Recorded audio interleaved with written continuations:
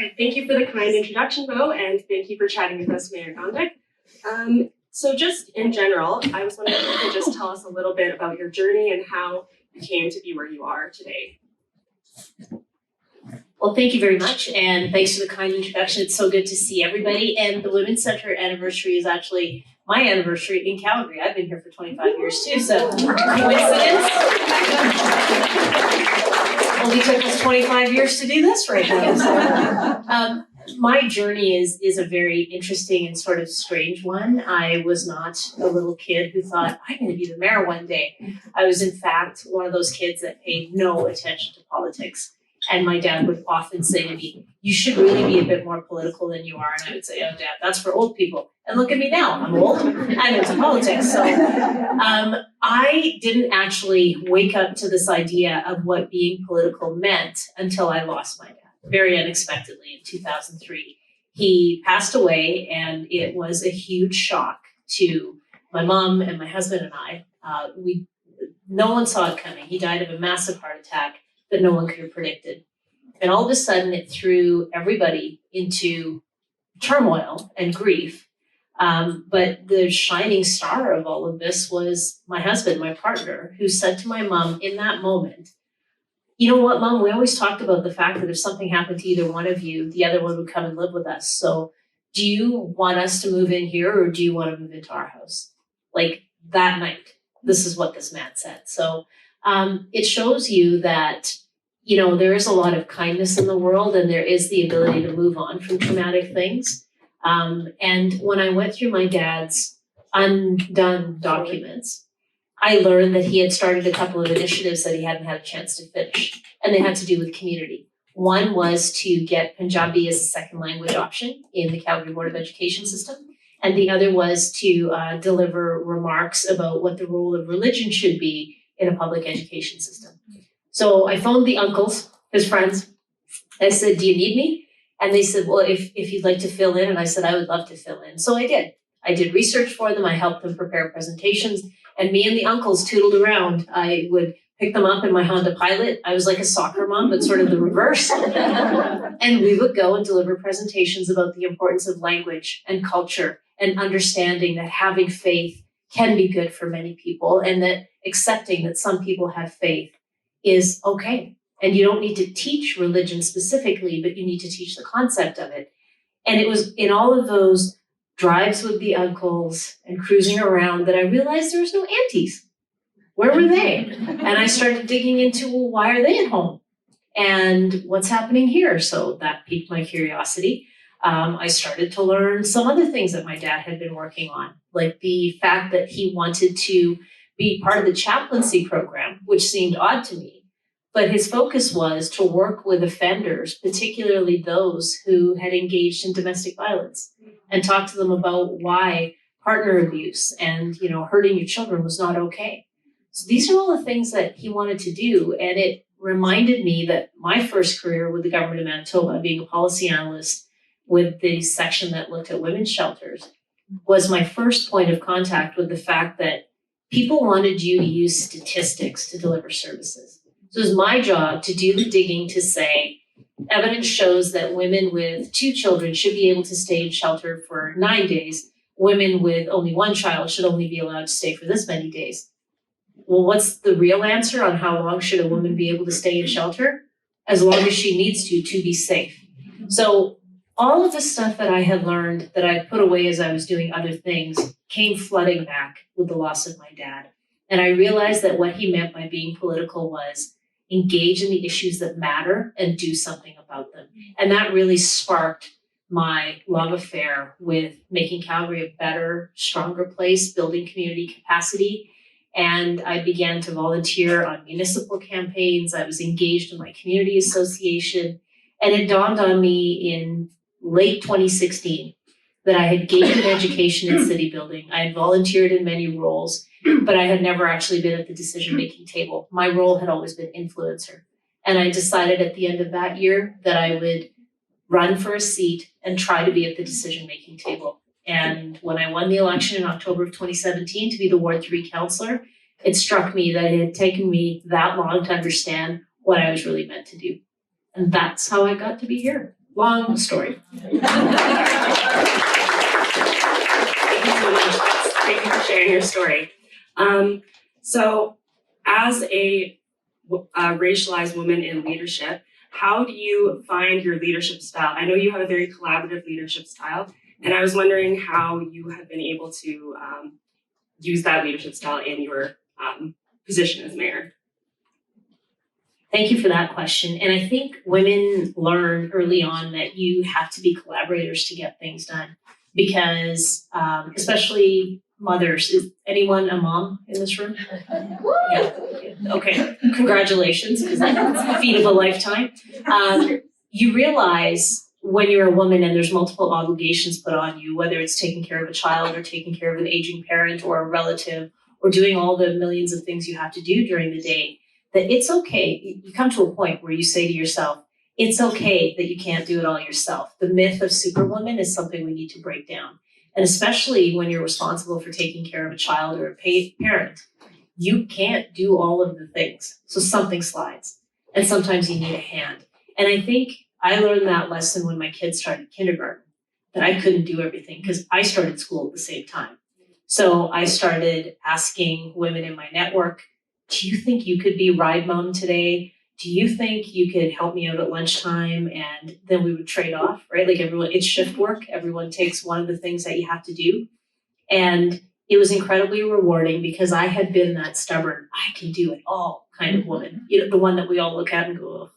And it changed who I was. It changed my tune and it made me understand the value that collaboration can bring, not only because it helps you, but it allows other people into your world and it allows them to feel like they're doing something important. It's not always about you being the one on the receiving end.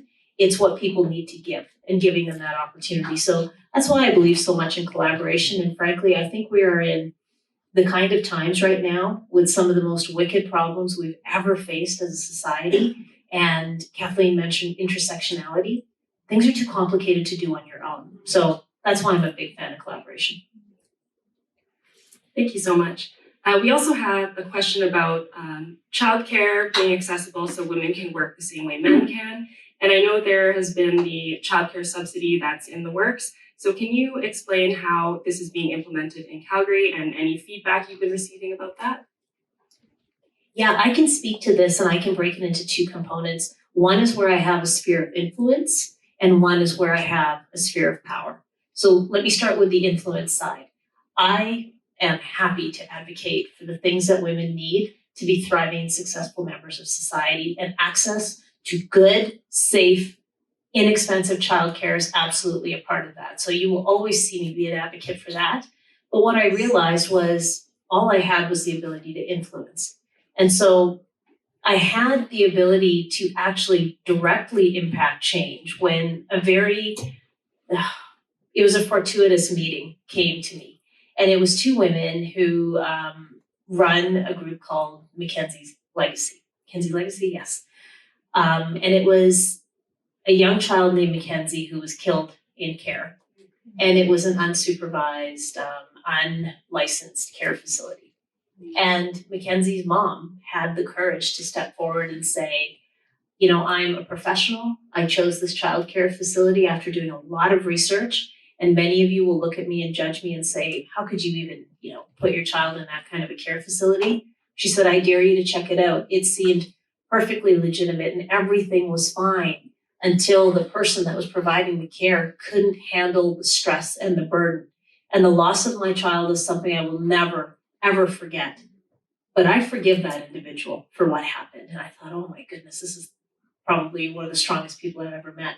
And then she went on to say that there had been an investigation into the death and recommendations had come out on, I think, 14 different ways that we could strengthen the childcare system in Alberta. And it fell on deaf ears at the provincial level. There was never a minister that did anything about those things. And it became abundantly clear that there was no desire for the minister at the time that I was taking the meeting to do anything because they wouldn't even get back to me. So I challenged our administration and said, we can't have this. What can we do? And I realized that within our business licensing realm, we could actually do something to ask for safety requirements. and I didn't know what they would be because I'm not the expert in that field. But our administrative team came back and said, you know what? In order to issue a business license, we could ask for first aid. We could ask for a couple of other things. Do you think that would help? And I said, anything would help. And so we went down our own road as a municipality to strengthen the business licensing process to make childcare safer. Can we do anything directly about affordability? Maybe not, but we could also influence bylaws to allow childcare facilities to be located in more places that they're presently not, so that it can be closer to where women work instead of just where they live. So I used my sphere of influence to make change happen, but I used my direct powers to work with council to pass a motion to strengthen our business licensing process. And now that I have a new council and now that I'm mayor, one of the first things I did is went to the federal ministers and said, when you negotiate with the province, and I know it's not going so well right now, you need to build in there that they have to provide accessibility to every woman, and they can't just take the money and do it the way they want to. And we ended up getting a deal. Is it the greatest deal?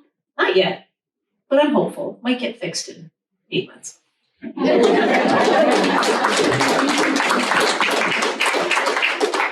Thank you very much. Another question from the community.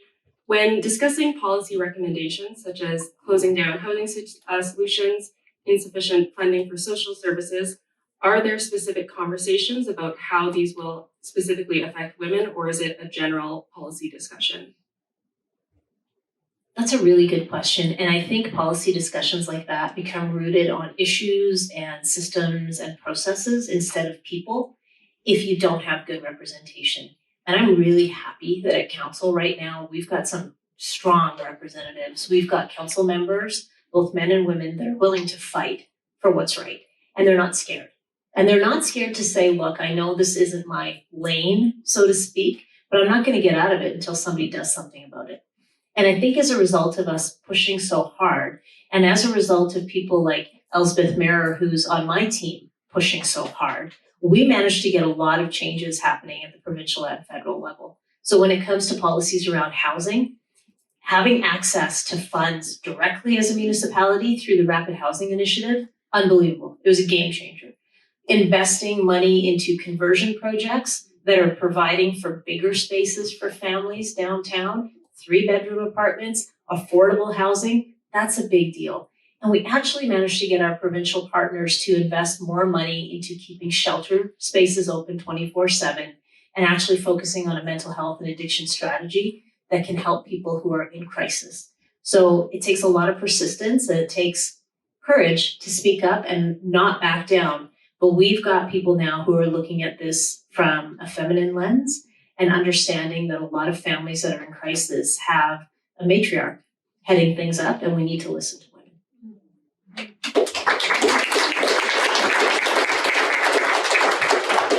Thank you. So continuing on the mental health and safety of women, how is Calgary leadership working to keep women safe, especially with the spike in domestic violence during the pandemic? And also what can we as the general public do about this? Really appreciate that question. And I think it was particularly telling when Calgary Emergency Women's Shelter rebranded to say fear is not love, because they took the idea of an organization and they translated it into a movement. And so I'm very hopeful all of us can get behind the fact that that change in branding is meant to draw us all in to be part of the solution. And it's sometimes difficult as a local government to really dig into what we can do about issues of domestic violence and domestic violence prevention, but we are strong allies. And we work with partner groups like the YW, we work with all kinds of organizations that are incredibly focused on how to get women out of situations of violence. And once again, we've got a council that's absolutely interested in partnering, even with groups like the Women's Center, to make sure, number one, that we're hearing what the problems are, and number two, that we're part of the process of breaking down the system that's presently not working. I kind of forgot the rest of the question. What can we as the public do? What can you as the public do? Okay, as the public, please express your joy when something good happens, because sometimes we don't do that. Always express your disappointment when something is not working properly, and just be bold and honest with us, because those of us that are in leadership positions rely on you to give us the straight goods, and then we rely on you to help us get the message out there. So just keep doing what you're doing. Like the Women's Center and the people in this room, you know this. You're all advocates. You've been doing this for a very long time. So I would say, please keep at it, because your persistence makes us strong. And on the days that I'm down because something doesn't seem to be working, it's your voices and the fact that you're pushing forward with something that keeps me going, because I'm here to serve you. And when I hear you say this isn't good enough, it pushes me to do better. Thank you for that answer. I think it's a very multifaceted and complex situation, but we're very grateful to have your support on that. The housing crisis in Calgary largely affects women, and what is being done to help support? And then secondary thing is, can the city or province convert the old Grey House bus station as a low-income housing solution? That's an excellent question. I'm going to point out something else too. When we're looking at housing for women, we need to look at it as housing for women instead of looking at it as a unit. I get so frustrated when we talk about units. We don't have this many units for something. They're not units, they're homes. And if you're actually going to make it a home for somebody, listen to what they need. We've got such restrictions in how affordable housing works. So if you are a woman with 2 kids and they're opposite genders, they can't both share a room after a certain age, which is ludicrous. And if all 3 of you wanted to be in the same room because that's how you've gotten through life, well, who are you to intervene as a government to tell me I can't do that? Housing should be based on the needs of the family, and you should understand what the woman is bringing to the table when she's asking for assistance. And let's talk a little bit about the intersectionality of race. So I know in my culture, in the Punjabi culture, we're incredibly multi-generational. And, you know, I shared a room with my grandma for a number of years. I know in Indigenous communities, there is a great deal of intergenerational living, because overcoming intergenerational trauma requires those generations coming together and talking to each other and being with each other and sitting with their grief and working to be stronger together. So what kind of message are we sending around truth and reconciliation if we're not even listening to how families are formed and how they function? So I think we've got a big problem in terms of telling people what housing looks like. When it comes to providing proper housing, absolutely, we can do conversions of all kinds of building. I don't know if Greyhound's a great one. I used to work there. It's okay, and it's definitely convertible, but it's got some problems with the ground beneath it as well. So I would hate to put women in a compromised situation where their health is jeopardized because we found a cheap solution for housing. Rather than that, I would say, let's tear down some of the junk that we've got on prime real estate in communities that are amenity rich and put up some proper housing that allows women and their families to live with dignity. We can do all of these things. We've just never prioritized them. And if we stopped saying, you know, it's housing for women, and we started talking about it's going to generate more labor force participation, all of a sudden, the economists think it's a great idea. All of a sudden, businesses go, oh yeah, okay, I could increase my my access to good people with talents and skills. Problem is, when we talk about social issues, no one wants to see that solving the social issues is actually the best thing for society and the economy. We have separated those things out for too long, and it's our job as leaders to make sure people see the connections. And I was so proud when CEO of Calgary Emergency Women's Shelter won an award at a Women in Business function back in May. That sent a strong signal, because she got up there and she said, if you take care of women and we treat them with kindness and dignity when they are in positions of violence, they will come back stronger. And that helps business. So, you know, whatever language we need to speak, let's start speaking it.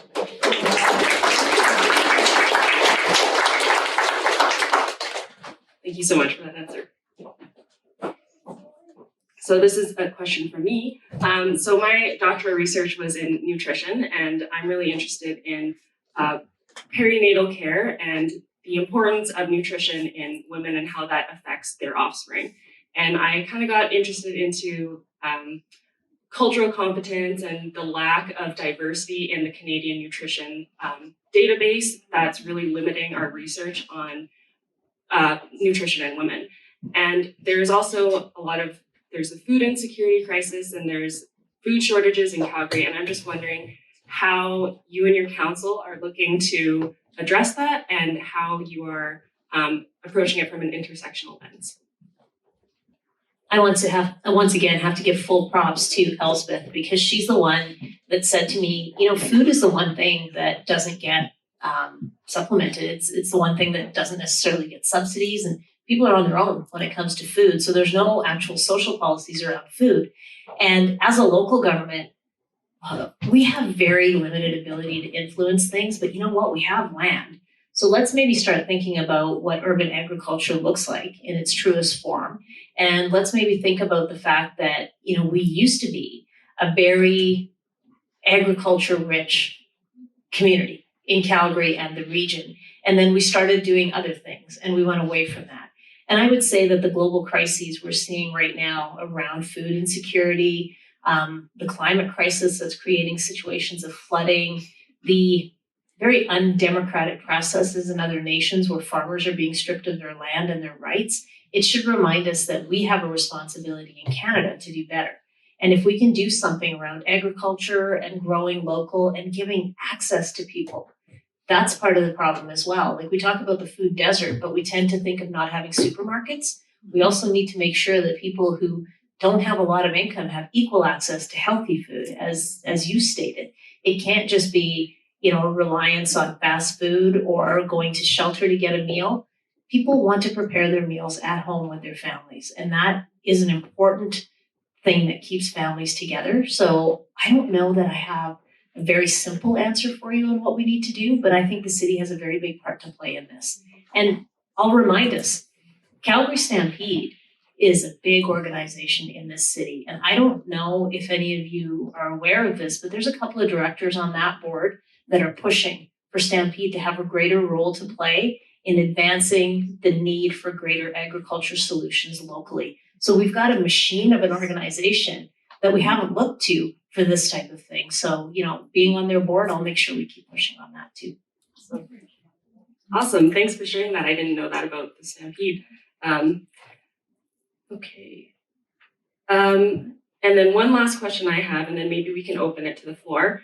How important are issues considered as traditional women's issues, such as income equality, childcare, abortion, violence against women, to you and the work you are currently doing? Well. Someone asked me a question last week, and it was, do you ever get tired of having to be the face of women's issues? Do you ever get tired of having to be the advocate for all the things that people perceive as women's needs? And I said, no, and I'm not going to tire of that because I don't see a lot of other people doing it. I see women doing it. And then slowly we see our allies who are men doing it as well. But like if I stop doing it because I want to say it's not fair, it's an unfair expectation, then it slides. Maybe it is an unfair expectation that a woman of color has to advocate for the rights of women of color. But frankly, it's my job right now. So I will continue to raise issues like period poverty. I will continue to say words like tampon in council chambers and make everybody feel uncomfortable. I will continue to say things like, well, sometimes, when you get your period and you don't have a product available, you just, bleed through your pants to a room full of men who go, oh my God, please stop talking about this. Because until you start talking about the reality of things, people don't understand the significance and the importance. And, frankly, there's a question, I'm getting heated up. There was a question asked when we were having the anti-racism hearings of council, which we did in not a very good way. We tried to do it in a very structured, process-driven, frankly, colonial way. And it just ended up with people coming forward and expressing their trauma and their grief and reliving their experiences, and us sitting there going, oh, what are we going to do with this? And, as a woman of color, I tried to explain ahead of time, I don't know that this is the right way to do it. If you look at what was done with the Truth and Reconciliation Commission, it wasn't done like this for a reason.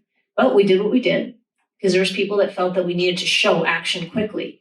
And I will tell you, the thing that we learned from all of that is that when you hear those stories, it is now incumbent upon you to act. And I don't think everybody realized that. So as soon as you hear something that shakes you to the core, guess what? That person got to have a bit of relief, and now it's your burden. So you better do something. So as a leader, if you want to have hearings and you want to talk about commissions, you better be ready to act. And it has been my goal to make sure that other decision makers are hearing the heavy stories so that they act. We were in Siksika on Monday. We went to Old Sun College, which used to be a residential school. And, we were all ready for some heavy work. I don't think we were fully prepared for the weight of seeing the cell where children were held for days and weeks and months because they were supposedly misbehaving. And when you see the little door to the furnace where unwanted babies were killed because there's no other word, it had to shake you to do more. Those are the stories we haven't heard until a few years ago because we suppressed them because they were too hard to listen to. Those stories have to be told, they have to be heard, and we have to act. And I will not stop talking about the things that women are telling me because it's frankly my job to do that right now.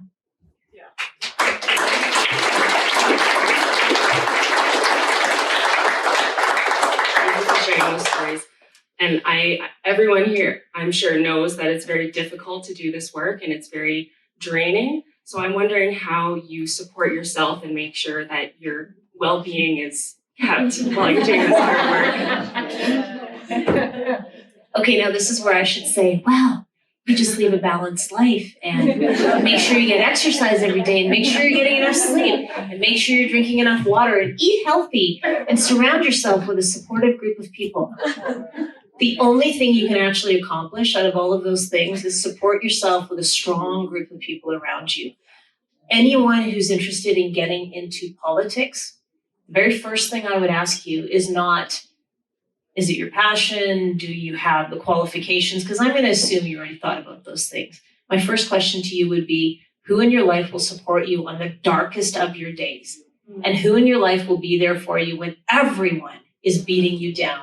And who in your life will be there to say, you're full of yourself. You're wrong on this. You need to do it this way. Who are the honest people in your life that will lift you up and keep you humble and be there for you? Because that's why a lot of women don't run. And that's why we see a lot of women shying away from politics because they don't know who their circle is going to be. Because women are smart. We don't take big leaps like that unless we know we've got a strong social network around us. So I would say if we want to promote this idea of more women in political positions, all of us here who are big advocates for women, people that believe in groups like the Women's Center, and those of us who have done this heavy work, we need to be able to provide that supportive network to the women who don't necessarily feel they have it. I think I went completely off topic. No, that's okay. Yeah. And Candy. Oh. Once again, Elspeth. She's really the star of the show. The other thing that gets you through is candy.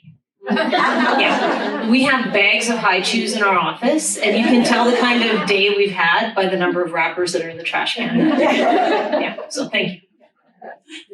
+1 to the candy thing. And then maybe my last question in the interest of time. So it has been 1 year since you were elected mayor, and what is the one thing that you were the most proud of in your year? I kept it together and didn't quit would be a good one.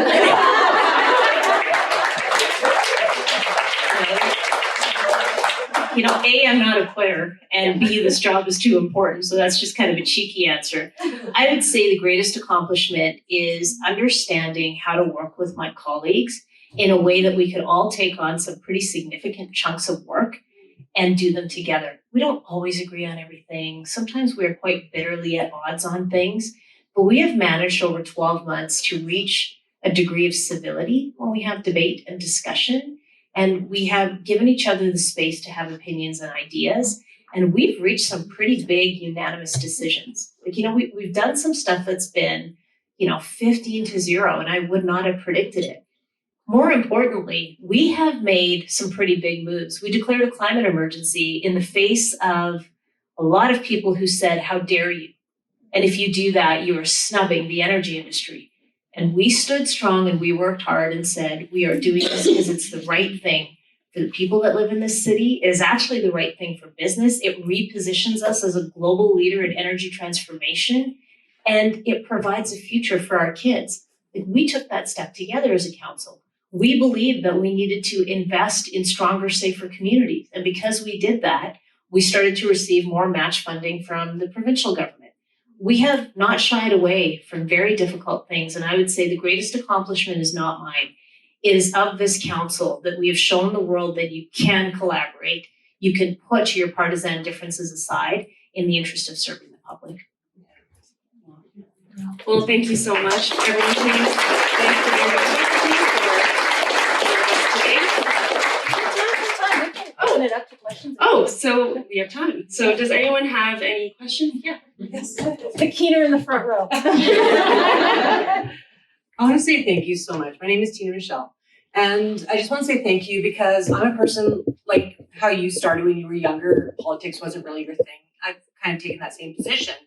But when you said politics is about being engaged in something that you believe in, it completely, just in an instant, changed my view of politics. So thank you for that. One question I have is, how do we I have a financial background, and one of the things I'm seeing is that, only 1 out of 10 Canadians are retiring financially secure. And so 90% of people are having to work, or they don't even make it to retirement, or they have to rely on government funding to supplement their retirement. How do we get that education in school so that kids can avoid the problems that so many adults are making? So if you have an answer or a solution or a proposal, that would be amazing. First off, that's like the greatest question, because it's a question that I've been asking myself since before I had kids. How do we make sure that children are learning early on that you have to have, financial responsibility as part of your skill set as well? And you'll love this, when I go into schools now, if we're meeting with grade 9 and 10 classes, one of the things that comes up every time is, do you think maybe the curriculum could focus on stuff that we actually need to know? Yeah. Do you think maybe someone could teach us what interest rates are and what loans are, and the fact that if we had the ability to save, we might not need those things? Do you think someone could teach us financial literacy? And I sit and think to myself, wow, you're so much smarter than I was at your age. We've got a generation of kids that gets it, and they're thirsty for this kind of knowledge. And I think until we can, advance a curriculum that incorporates these things, it's going to be upon us as outside groups to offer those kind of opportunities to kids. I do have to give a very specific shout out to Momentum. I'm pretty sure it was Okay, good. Yeah, woo, that's it, I'm done. Specific shout out to Momentum, because I think Momentum struck a partnership with Louise Dean School. Is that right? Lots of, okay. There's lots of, and that was a school that I visited to figure out, how their program runs. They're helping young moms understand financial literacy because they know that's part of their success. It can't just be about how to raise your kids, like how you change diapers and all that stuff. You also got to teach them about how the finances work on all of this. So it's funny how we targeted this brilliant program to girls that we thought needed it the most. Let's now expand it to all kids because they need it as well. So I think all the adults. I know so many adults who have saved absolutely nothing, and some of them couldn't. They just couldn't. And I feel for them, but some of them could and they didn't.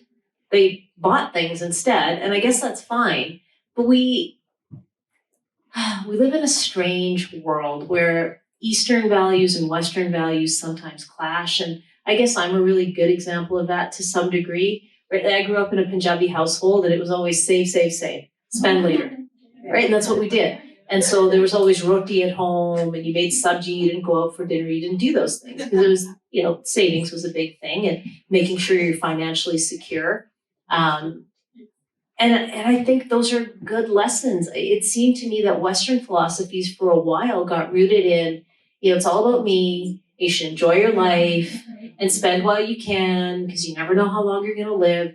And there's something to be said for that. But I think there's a balance in between those two things. So I think we have to learn how to be better at this. And it's probably going to take external organizations like the Women's Center, like Momentum, to really push the needle on this. Thank you.